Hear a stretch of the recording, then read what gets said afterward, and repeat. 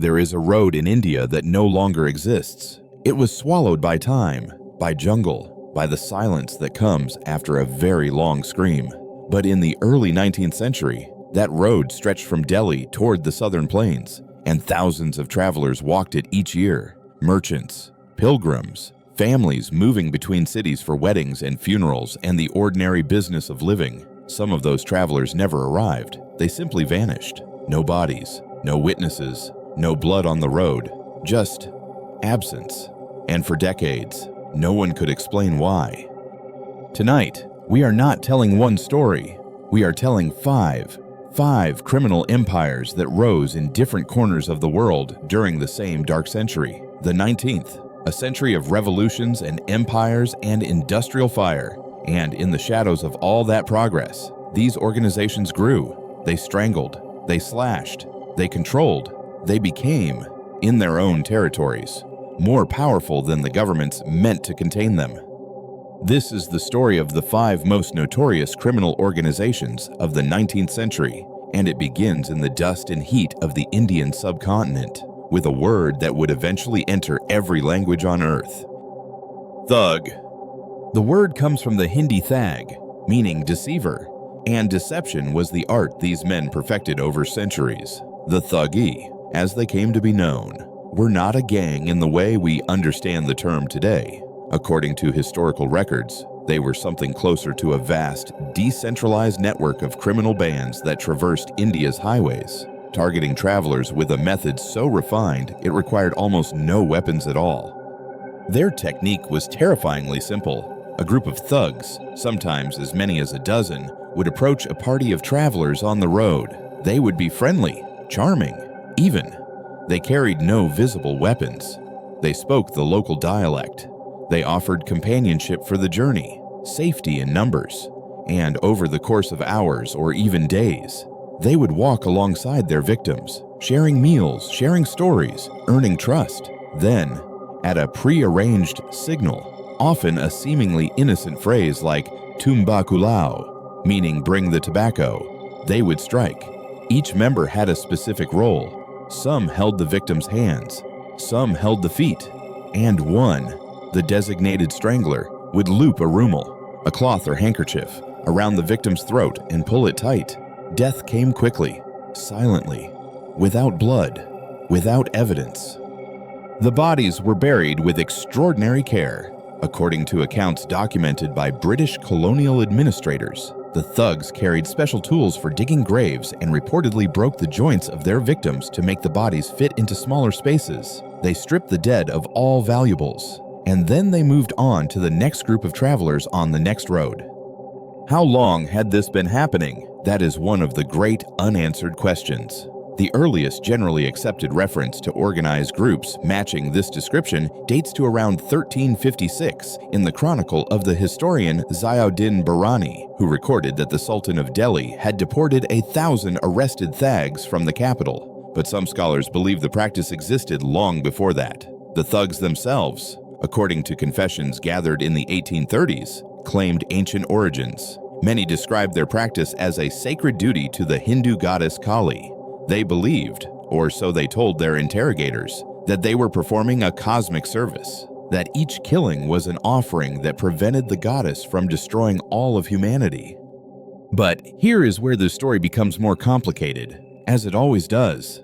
Not all captured thugs were Hindu, according to British records. Roughly 1/3 of those arrested were Muslim, and contemporary historians have raised significant questions about how much of the Thuggee narrative was shaped, or even exaggerated, by British colonial authorities who had their own reasons for portraying Indian criminal activity as uniquely savage and deeply rooted. The scholar Kim Wagner and others have argued that while organized highway robbery and murder certainly existed in India, the colonial construction of Thuggee as a hereditary, religious cult may have been partially an invention, a framework that served British interests in justifying expanded policing and control over the subcontinent.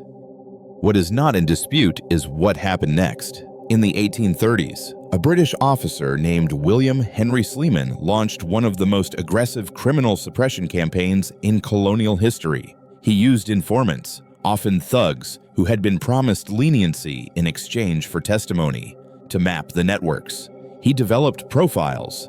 He tracked movements. Between 1831 and 1837, according to official records, more than 3,000 suspected thugs were captured. Over 400 were hanged. Hundreds more were imprisoned for life or transported to penal colonies. The Thuggee and Dacoity Suppression Acts, passed beginning in 1836, made mere membership in a thug gang punishable by life imprisonment. By the 1870s, the Thuggee phenomenon was effectively over, but its legacy endured in ways its practitioners could never have imagined. The word thug entered the English language permanently, and the suppression campaign set a precedent for the Criminal Tribes Act of 1871, a sweeping law that classified entire communities as hereditary criminals, a designation that would haunt millions of Indians for generations. The question that lingers is this: were the thugs the world's first organized criminal network? A secret society of murderers operating across a subcontinent for centuries? Or were they something more complicated, a mixture of genuine criminality and colonial myth-making, their story shaped as much by the needs of empire as by the evidence on the ground? The answer, like the travelers who vanished on those ancient roads, may never be fully recovered. Now we travel east, across the Indian Ocean, past the islands of Southeast Asia, to a country that in the 19th century was undergoing one of the most dramatic transformations in human history: Japan. The word Yakuza, according to the most widely accepted account, comes from a losing hand in a Japanese card game called Oicho Kabu. The cards 8, 9, and 3, pronounced Yakuza, add up to 20, which scores as 0, the worst possible hand. It is a word that means, essentially, worthless, good for nothing. And the men who would eventually carry this name were, in many ways, products of a society that had no place for them. The origins of the Yakuza stretch back to the early 17th century, to the Edo period, when Japan was ruled by the Tokugawa shogunate. It was a time of rigid social hierarchy, and at the very bottom of that hierarchy were two groups that would become the foundation stones of what we now call the Yakuza. The first were the takiya, itinerant peddlers who sold goods at markets and festivals. They were looked down upon, but tolerated, and over time they organized themselves into hierarchical groups with bosses and underlings, assigning market stalls and providing mutual protection. The second were the bakuto, professional gamblers who operated illegal gambling dens in abandoned temples and shrines at the edges of towns.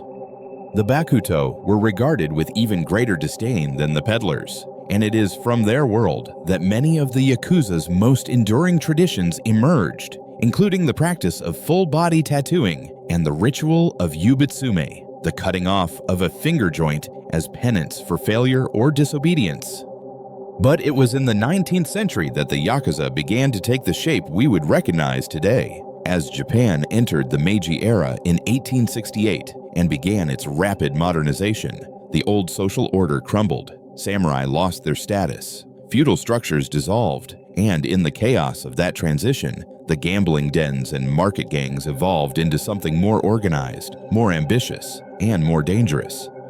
The Yakuza began recruiting from construction sites and dockyards. They took control of the rickshaw business in major cities. And critically, they began forging connections with political figures. In a country remaking itself at breathtaking speed, the Yakuza offered something that the still developing modern state often could not order: control, enforcement.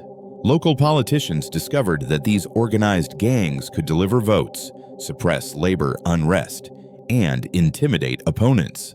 In return, the Yakuza received a degree of protection that would have been unthinkable for common criminals.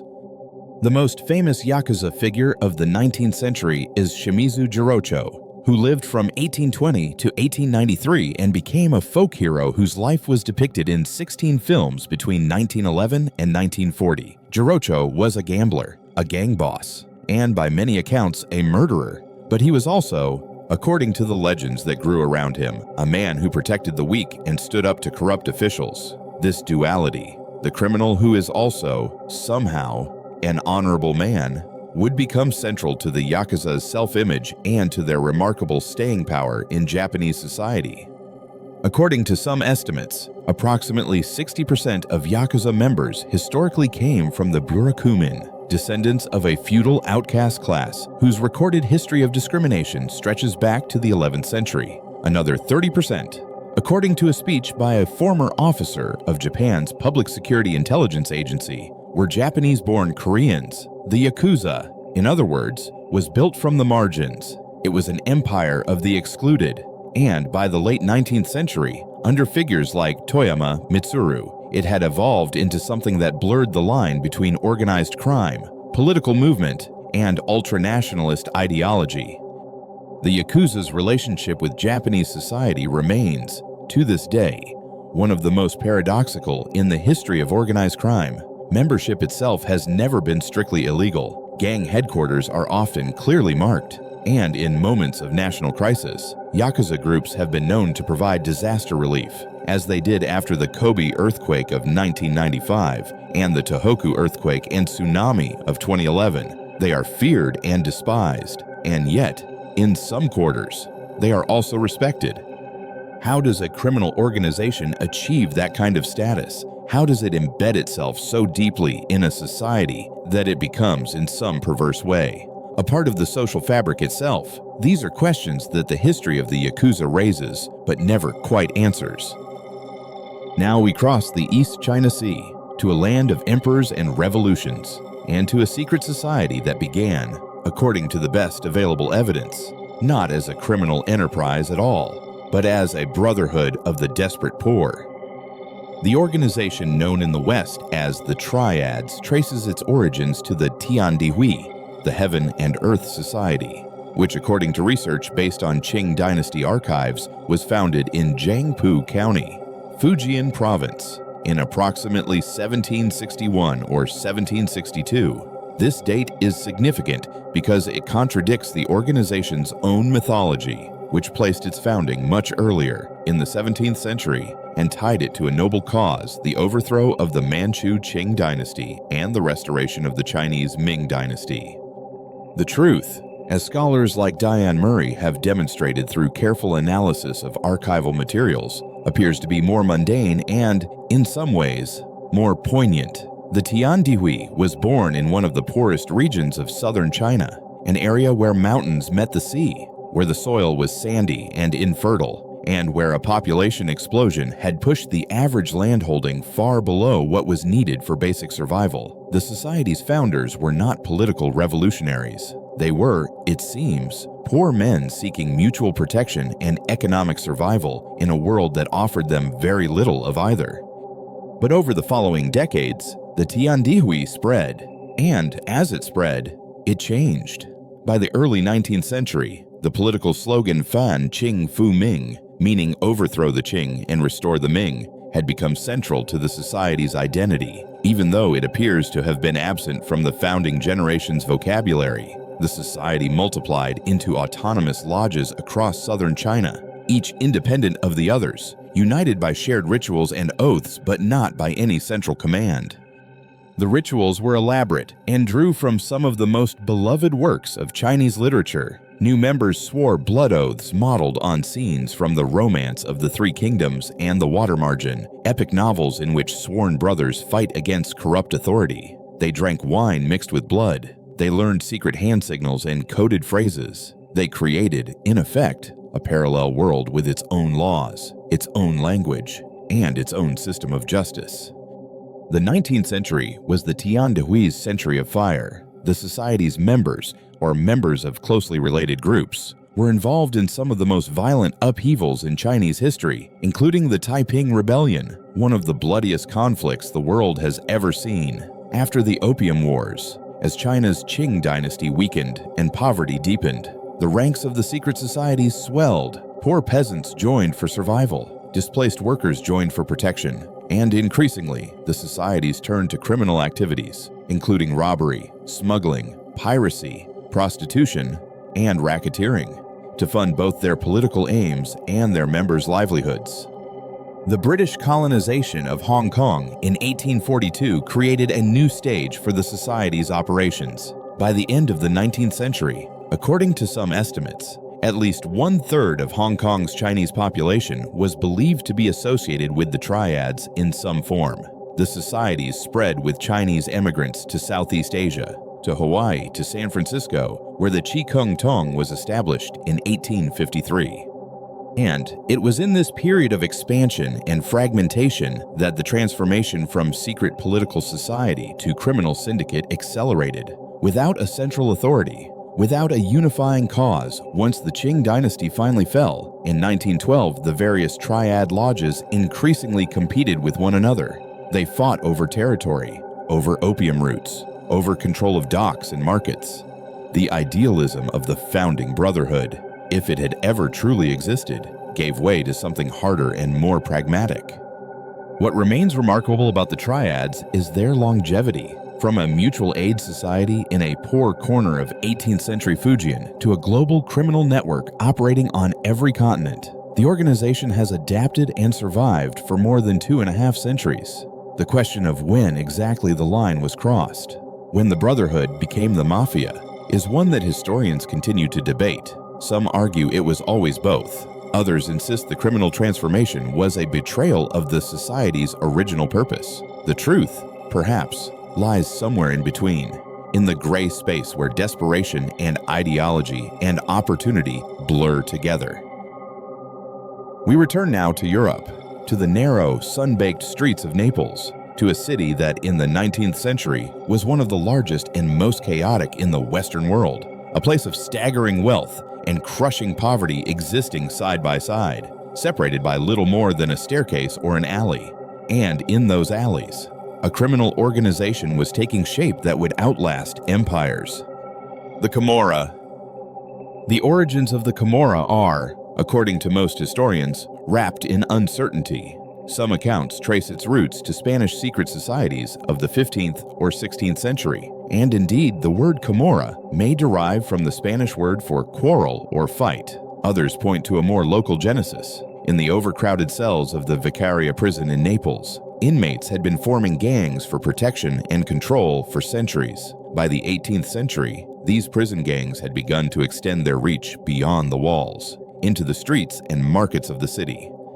The first official use of the word Camorra in an Italian context dates to 1735, when a royal decree authorized the establishment of 8 gambling houses in Naples, and it was in the gambling dens that the Camorra found its first reliable source of income. The name itself, according to one widely cited theory, is a combination of capo, meaning boss, and mora, a popular street game.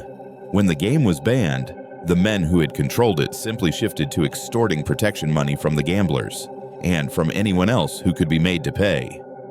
The Camorra took its recognizable form during the tumultuous years between 1799 and 1815, when Naples was shaken by revolution, foreign invasion, and the collapse and restoration of the Bourbon monarchy. In this vacuum of legitimate authority, the Camorra stepped in. It was known during this period as the Bella Società Riformata, the Beautiful Reform Society, a name that carried a bitter irony given the organization's methods.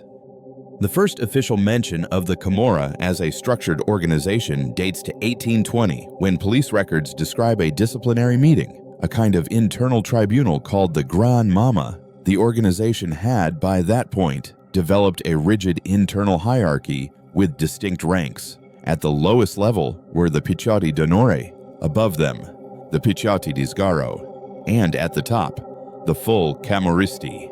Each district of Naples had its own boss, called a capo societa, who had the right to participate in the election of the overall leader, the capintesta. What made the Camorra particularly resilient was its relationship to the people of Naples. Unlike the Sicilian Mafia, which would come to operate primarily in rural areas controlling land and agriculture, the Camorra was an urban phenomenon, deeply embedded in the daily life of the city's poorest neighborhoods. Camorristi settled disputes, provided loans to struggling families, organized festivals, and offered a rough form of justice in communities where the official state was either absent or corrupt. In return, they demanded loyalty and a percentage of everything. When Italy unified in 1860 and 1861, the Camorra found itself in a remarkable position. The new head of police in Naples, Liborio Romano, facing widespread unrest and lacking the resources to control the city, took the extraordinary step of appointing the Camorra's leader, Salvatore de Crescenzo, as a police officer. Other Camorristi were given official positions as commissioners and policemen. The reasoning was coldly practical. Only the Camorra had the capacity to maintain order in Naples, but the price was the entrenchment of organized crime within the very structure of government. By the end of the 19th century, according to accounts from the period, the Camorra had become, in practical terms, the parallel government of Naples. It controlled markets, supervised elections, mediated between citizens and official authorities, and extracted a tax from nearly every commercial transaction in the city. Its influence extended into politics, the judiciary, and the police. It was not hidden. It was not even particularly secret. It was simply there, as much a part of Naples as the buildings and the bay and the shadow of Vesuvius. The question that haunted reformers then, and haunts historians now, is how deep the roots go. Was the Camorra a product of specific historical circumstances, of poverty and political failure and the chaos of Italian unification? Or was it something older and more intractable, a way of organizing power that grows naturally wherever the state is weak and the people are desperate? Naples offers no easy answers. It never has. And now we come to the last name on our list, the one that needs no introduction, and yet whose true nature was not officially confirmed until 1984, when a man named Tommaso Buscetta sat across from a magistrate named Giovanni Falcone and began to talk. Cosa Nostra, our thing. The Sicilian Mafia. According to the most widely accepted historical scholarship, the Mafia's genesis began in the 19th century, born from Sicily's wrenching transition from feudalism to capitalism and its absorption into the newly unified Italian state. But understanding how it emerged requires understanding what Sicily was before. For centuries, Sicily had been ruled by a succession of foreign powers. The island's feudal nobility owned most of the land and enforced order through private armies. After 1812, as feudal privileges were gradually abolished, the old system began to collapse. Land changed hands, the nobility weakened, and into the resulting vacuum stepped a new class of men, the Gabellotti, entrepreneurs who leased farmland from the aristocrats and hired guards to protect the property and control the peasants who worked it. These Gabellotti and their armed enforcers became, in effect, a private system of governance. They collected rents, they settled disputes, they punished thieves and protected crops.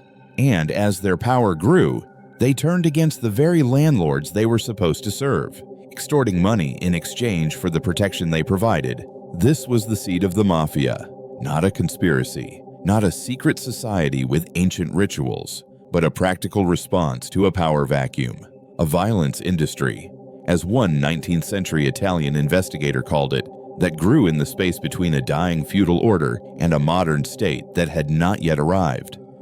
After Italy annexed Sicily in 1860, the situation did not improve. It got worse. The new Italian government redistributed large amounts of public and church land to private citizens, creating new opportunities for exploitation. The legal system was distant and unreliable. The police were understaffed and often corrupt. And in this environment, the mafiosi thrived. They offered what the state could not: reliable enforcement of agreements, resolution of disputes, and protection of property for a price. What made the Sicilian Mafia different from the Camorra in Naples, or from ordinary criminal gangs, was its structure and its code. Each casca, or clan, controlled a specific territory, and the boundaries were respected by other koshi. The families were organized hierarchically, with a boss, an underboss, and soldiers. And they were bound together by a code of silence, omerta, and by an initiation ritual that drew on elements of Catholic confraternities and Masonic lodges. A new member would have his finger pricked. Blood would be spilled onto a card bearing the image of a saint. The card would be set ablaze and passed from hand to hand while the initiate swore an oath of loyalty unto death. The word mafia itself is telling. In 19th century Sicily, the adjective mafioso was ambiguous. It could mean a bully, arrogant, someone to be feared, but it could also mean fearless, enterprising, proud, a man of respect. And this ambiguity was central to the Mafia's power. It was not merely a criminal organization, it was a cultural phenomenon, rooted in a specific society at a specific moment in history, drawing its strength from the very conditions that made legitimate authority weak. By the late 19th century, the Mafia had extended its reach far beyond the lemon groves and sulfur mines where it had first taken root. Western Sicily in the mid-19th century had dominated world production of citrus fruit and the enormous capital required to cultivate lemon groves, with their years-long wait for trees to bear fruit and their extreme vulnerability to sabotage, created perfect conditions for protection rackets and extortion. The Mafia controlled not just the land, but the water supply, the markets, the roads. It infiltrated local government. It corrupted judges and police. It killed those who resisted. And then, in the great wave of emigration that carried millions of Italians across the Atlantic in the late 19th and early 20th centuries, the Mafia followed. Giuseppe Esposito, believed to be the first known Sicilian Mafia member to emigrate to the United States, arrived after committing multiple murders in Sicily and was arrested in New Orleans in 1881. He was a harbinger of what was to come. But that is a story for another night. What we are left with at the end of this journey across 5 continents and 1 century is a series of patterns and a set of questions that resist easy answers. Each of these 5 organizations, the Thuggee in India, the Yakuza in Japan, the Triads in China, the Camorra in Naples, and Cosa Nostra in Sicily, emerged in societies undergoing profound change. Feudal orders were collapsing, colonial powers were imposing new systems of control, populations were exploding, poverty was deepening, and in every case, the official state, whether colonial administration or newly formed government, was either unable or unwilling to provide what people needed: security, justice, economic opportunity, and a sense of belonging. Into those gaps, these organizations stepped. They offered protection. They offered identity. They offered, in their own twisted way, a kind of order. And the price they extracted was paid not by distant governments or abstract institutions, but by ordinary people, travelers on Indian highways, shopkeepers in Naples, farmers in Sicily, gamblers in Edo period Japan, while displaced peasants in Qing dynasty China. The victims of these empires of crime were, almost without exception, the most vulnerable people in their societies. And perhaps that is the most unsettling thing of all. Not the violence, not the rituals, not the codes of silence and the oaths sworn in blood, but the fact that in every case, the line between protector and predator was almost invisible, that the same organizations that settled disputes and fed the poor also strangled and stabbed and extorted and destroyed. That power, once seized in the absence of legitimate authority, becomes its own justification. These organizations did not arise because people are inherently evil. They arose because systems failed, because poverty went unaddressed, because justice was absent, because power, like water, flows toward the lowest point and fills whatever empty space it finds. The 19th century is over. The Thuggee were suppressed. The Yakuza evolved. The Triads fragmented and regrouped. The Camorra was driven underground and resurfaced. Cosa Nostra crossed an ocean and built a new empire. And the conditions that created them, the poverty, the inequality, the failures of governance, the desperate human need for order and belonging, those conditions have not gone away. They have simply taken new forms, in new cities, on new roads. Some questions do not have endings. They only have echoes. And if you listen carefully, late at night, you can still hear them.